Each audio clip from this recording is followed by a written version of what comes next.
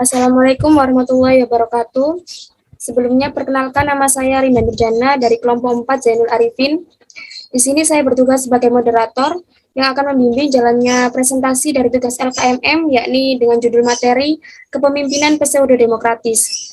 Langsung saja, untuk selanjutnya materi akan disampaikan oleh teman saya, yakni Nur Ilham Tria Saputra. Kepadanya dipersilahkan. Ya, Assalamualaikum warahmatullahi wabarakatuh. Perkenalkan, nama saya Muhammad Nur Ilham Tria Saputra. Di sini saya akan menjelaskan tentang diskusi dari kelompok saya, kelompok 4, yaitu tentang kepemimpinan pseudo-demokratik. Dari definisi dari kepemimpinan pseudo-demokratik adalah gaya kepemimpinan seorang pemimpin yang bersifat sering memakai topeng. Maksud dari memakai topeng yaitu berpura-pura memperlihatkan sifat demokratis di dalam kepemimpinannya. Ia memberi hak dan kuasa kepada anggota untuk menetapkan dan memutuskan sesuatu. Tetapi sesungguhnya ia bekerja dengan perhitungan. Ia mengatur siasat agar kekuasaannya terwujud. Ia ingin memberi kesan bahwa ia sungguh-sungguh memperhatikan pendapat saran itu sendiri, tetapi sebenarnya ia licik sekali dan memanipulasi sedemikian rupa sehingga pendapatannya yang harus disetujui dan diterima rapat. Ia sebenarnya bersifat autokratis, tetapi dalam pemimpinannya ia memberikan kesan demokratis. Kimberly Willis menyebut cara memimpin seperti ini dengan istilah diplomatik manipulasi dan manipulasi politik. Ada juga tipe dari kepemimpinan pseudo-demokratis. Tipe ini disebut juga semi demokratis atau manipulasi demokratik.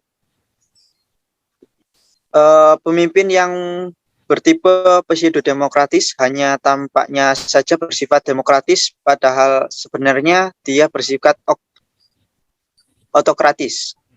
Misalnya, jika ia mempunyai ide, pikiran, atau konsep yang ingin diterapkan di lembaga pendidikannya, maka hal tersebut akan dibicarakan dan dimusyawarahkan dengan bawahannya.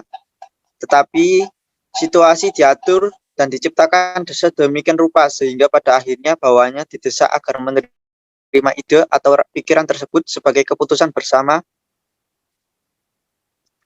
bentuk yang halus, samar-samar, dan yang mungkin dilaksanakan tanpa disadari bahwa tindakannya itu bukan tindakan pemimpin yang demokratis.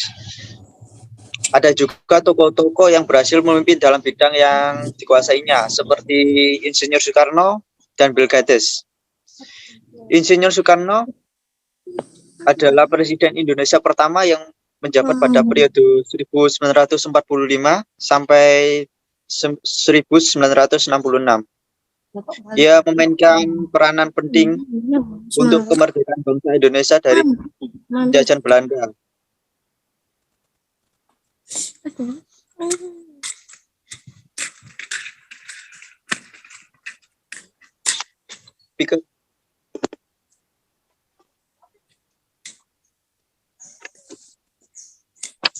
Saya ulangi ya. Ia memainkan peranan penting untuk kemerdekaan bangsa Indonesia dari penjajahan Belanda.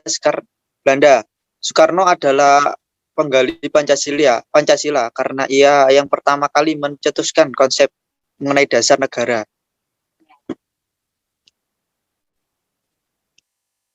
Dan itu sendiri ia menamaikan Pancasila. Ia adalah proklamator kemerdekaan Indonesia bersama dengan Muhammad Hatta yang terjadi pada tanggal 17 Agustus 1945. Yang kedua, Bill Gates. William Henry Bill Gates adalah seorang tokoh bisnis, investor, filantropis, penulis asal Amerika Serikat, serta mantan CEO yang saat ini menjabat sebagai ketua Microsoft, perusahaan perangkat lunak yang didirikan bersama Paul Allen. Ia menduduki peringkat tetap di antara orang-orang terkaya di dunia sejak 1995 hingga 2009, tidak termasuk 2008. Ketika ia turun ke peringkat 3 selama karirnya di Microsoft, Gates pernah menjabat sebagai CEO dan kepala arsitek perangkat lunak dan masih menjadi pemegang saham per orang terbesar dengan lebih dari 8% saham perusahaan. Ia juga telah menulis beberapa buku. Dari kepemimpinan ini ada juga kelebihan dan kekurangan. Yang pertama dari kelebihan, selalu mempunyai ide-ide atau pemikiran yang baik dan selalu melakukan musyawarah terhadap bawahannya. Dan juga kekurangannya yaitu struktur organisasinya tidak jelas atau kabur, dan bawahan selalu didesak agar menerima keputusan tersebut sebagai keputusan bersama.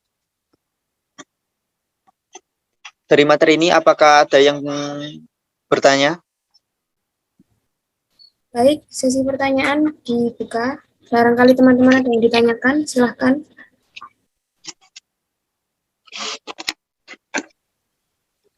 Assalamualaikum warahmatullahi wabarakatuh.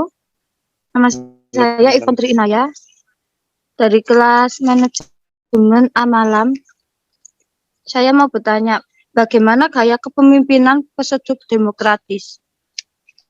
Terima kasih. Ya, terima kasih. Saya akan menjawab dari pertanyaan Mbak siapa Ivon. Untuk kepemimpinan ini, gaya kepemimpinan seseorang pemimpin yang bersifat sering memakai topeng, yang maksudnya ia pura-pura memperlihatkan sifat demokratis di dalam kepemimpinannya. Ia memberi hak dan kuasa kepada anggota untuk menetapkan dan memutuskan sesuatu, tetapi sesungguhnya ia bekerja dengan perhitungan. Ia mengatur siasat agar kekuasaannya terwujud.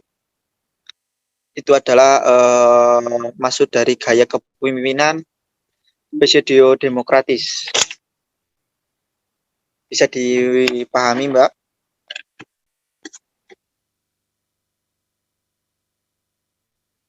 Bisa.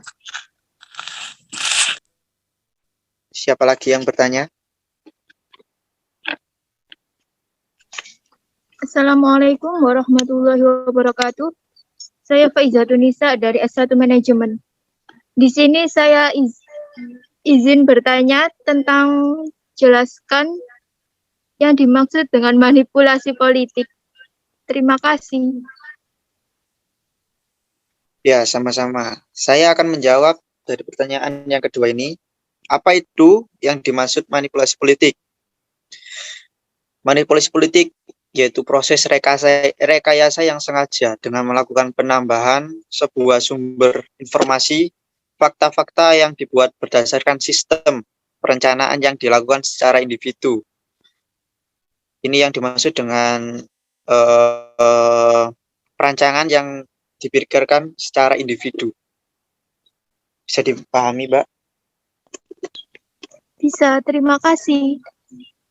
Ya, sama-sama. Oke, pertanyaan selanjutnya. Assalamualaikum warahmatullahi wabarakatuh. Perkenalkan, nama saya Ahmad Rizky Fanda Alamsyah dari Prodi Manajemen. Mohon izin bertanya. Contoh apa saja yang mencerminkan kepemimpinan yang baik? Terima kasih. Oke.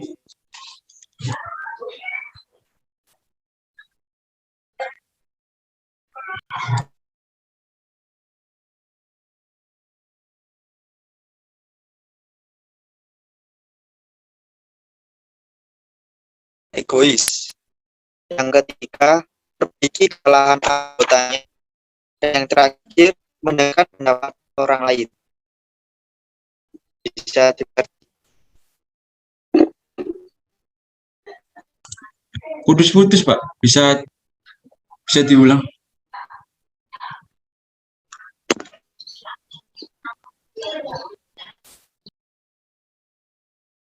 Oke, halo. Bisa dengar? Halo, Halo, boleh diulangi? bisa diulangi?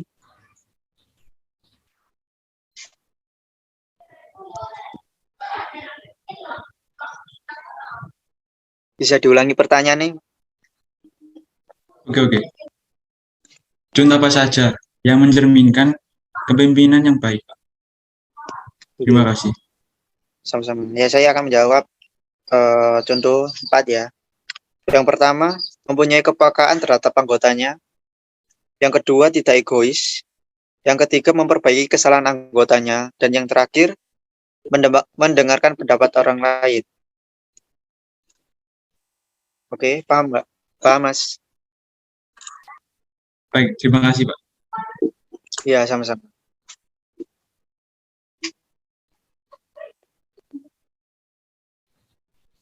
Baik, mungkin dirasa cukup dari penyampaian materi pada hari ini.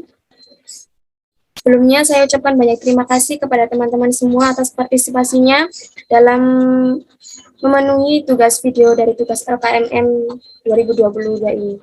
Saya sebagai moderator mengucapkan banyak-banyak terima kasih dan mohon maaf apabila ada kesalahan. Sekian dari saya. Wassalamualaikum warahmatullahi wabarakatuh. Waalaikumsalam warahmatullahi wabarakatuh. Waalaikumsalam Waalaikumsalam warahmatullahi wabarakatuh.